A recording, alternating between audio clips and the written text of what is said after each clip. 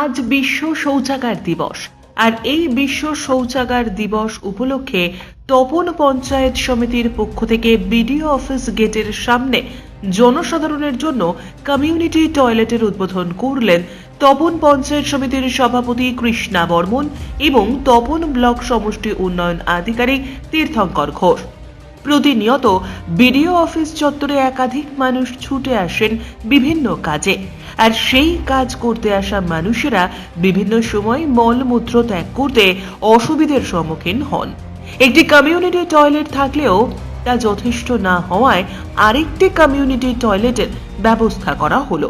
আর ঠিক সেই কারণেই ফিতে কেটে নতুন কমিউনিটি টয়লেটের উদ্বোধন করলেন তপন পঞ্চায়েত সমিতির পঞ্চায়েত সভাপতি কৃষ্ণা বর্মন। এদিনের এই অনুষ্ঠানে একই সাথে উপস্থিত ছিলেন তপন ব্লকের বিডিও তীর্থঙ্কর ঘোষ, তপন পঞ্চায়েত সমিতির কর্মাধ্যক্ষ রাজু দাস, পঞ্চায়েত সমিতির সহ সভাপতি আনিকুল আলম সহ বিশিষ্ট ব্যক্তিরা। এ বিষয়ে পঞ্চায়েত সমিতির সভাপতি কৃষ্ণা বর্মন কি জানালেন শোনাবো। আমাদের আজকে ব্লকে একটা কমিউনিটি টয়লেট উদ্বোধন করা হলো।